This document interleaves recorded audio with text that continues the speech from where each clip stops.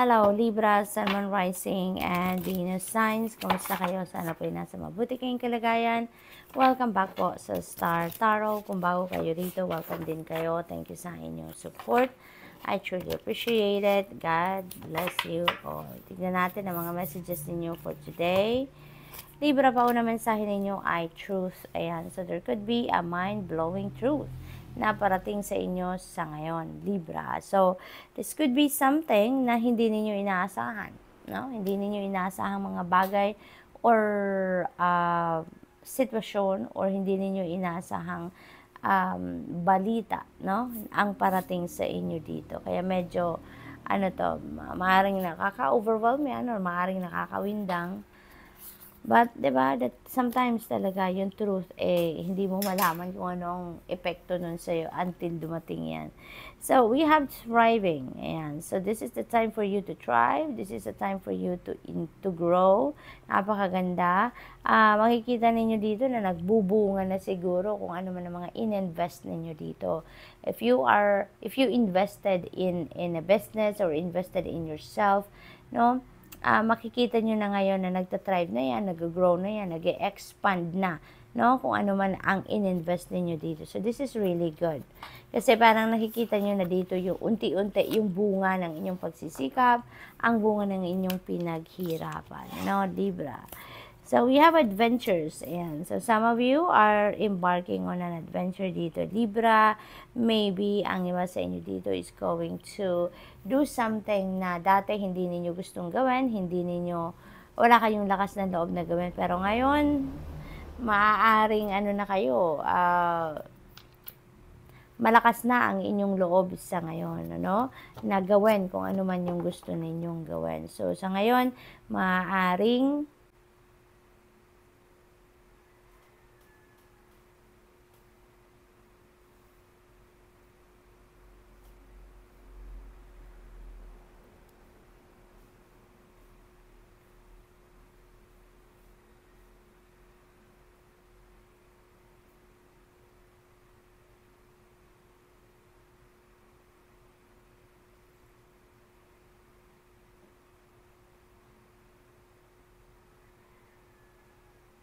magagawa nyo na din ngayon kung ano man yung mga hindi ninyo sukat akalain kaya ninyong gawin, no? So, maaaring ganon ang ganap dyan. For some of you, Libra, what else? We have spiritual union. Napakaganda nito. This is partnership, no?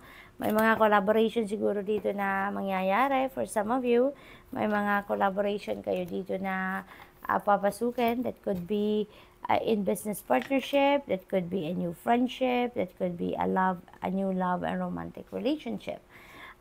Whatever this situation is, whatever this partnership is meant for you, Libra, napakaganda nito kasi kung sino man yung magiging kapartner ninyo dito, in sync kayo, no? Kumbaga yung isip ninyo, you're on the same wavelength, you are going to agree kung ano ang gusto ng isa, yun din ang gusto ng isa, or the other person is very supportive of you at ganun din kayo sa magiging kapartner ninyo dito. So, you are going to be, para magkakaroon kayo dito ng symbiotic relationship na parehas ninyong gusto, parehas ninyong mapapakinabangan, you will be supportive of each other, kung ano man ang gusto ninyong gawin dito, yung ganun ba. Kaya, dito, napakaganda nito. That is going to blossom talaga. Kung ano man ang relationship ninyo dito, that is going to blossom. So, we also have stand your ground. Ayan, stand your ground. Huwag kayong mag-give in sa mga paninira ng ibang tao. Huwag kayong mag-give in sa mga sabi-sabi, negative comments ng ibang tao. Okay? Huwag kayong papa-apekto dyan. Kayang-kaya ninyong labanan yan. Kayang-kaya ninyong panindigan kung ano man ang dapat, kung ano ang tama, kung ano yung pinaniniwalaan ninyo. Huwag kayong babalik. Kumbaga, do not, lower your standards, no? Para ma-please nyo lang yung ibang tao. Okay? So, what else? We have transformation. Napakagandang pagbabago ang maaaring maganap dito sa buhay ninyo, Libra. It could be in any area of life, but definitely this is a massive transformation. Napakalaki ng butterfly wings dito. So, most likely, malaki ang sakop, malaki yung scope ng change na to na mangyayari. At could be, a chain of events dito na magbabago. Maaaring isang parte ng buhay ninyo magkakaroon ng pagbabago, and there are other, part, 'di ba, ng buhay ninyo ang maaapektuhan pa, at yan ay magbabago din. So, maaaring, parang chain of events nga ang magaganap dito for some of you. So, what else? We have Queen of Cups. Ayan. So, sinasabi dito, Libra, na you could have a very sensitive, a very intuitive mind sa ngayon. Maaring ang intuition ninyo super on point sa ngayon. Kaya, ibig sabihin yan, napakinggan ninyo.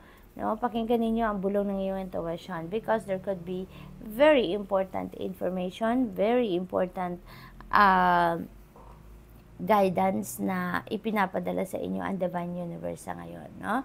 Meron kayo ditong intuitive messages siguro na nararamdaman or napipick up, mga ganon, or kailangang pakinggan, diba? At kailangang sundin, maaaring ganon ang ganap.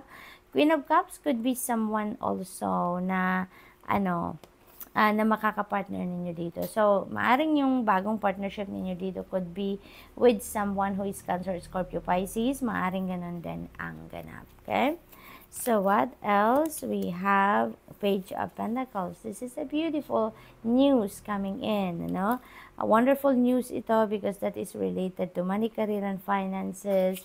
That could be related sa property. Maaari may mga acquisition kayo dito ng property, bahay, lupa, building, mga ganon.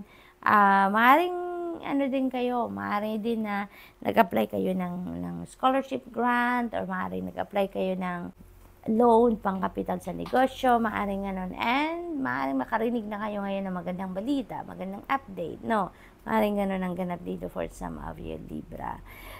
Posible din na mayroon dito mga offers sa inyo ng bagong trabaho, bagong career, or business opportunity din na maaring mabalitaan ninyo sa ngayon.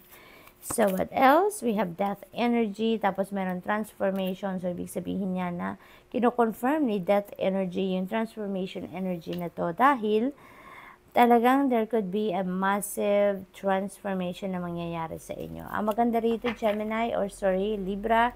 So, Libra, maaaring meron kayong Gemini placement sa inyong chart, Or maybe you are dealing with a Gemini around this time, kaya talagang sumingit si Gemini sa reading.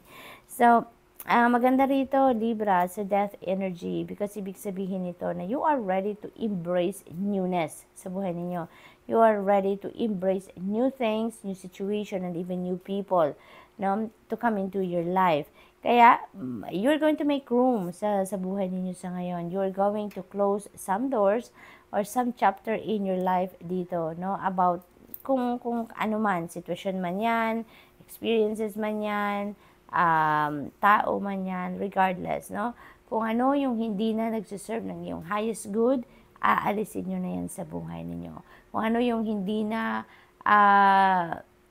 nagsiserve ng yung best interest, you are going to remove that sa buhay ninyo. Yan ang isasara ninyo, yan ang aalisin na ninyo sa buhay ninyo. Kaya, you are ready na ngayon to make room sa sarili ninyo, because you know that you are also ready to welcome newness sa buhay ninyo, which is really good. So that's all I have for you for the week. Thank you for watching. Love and light. Namaste.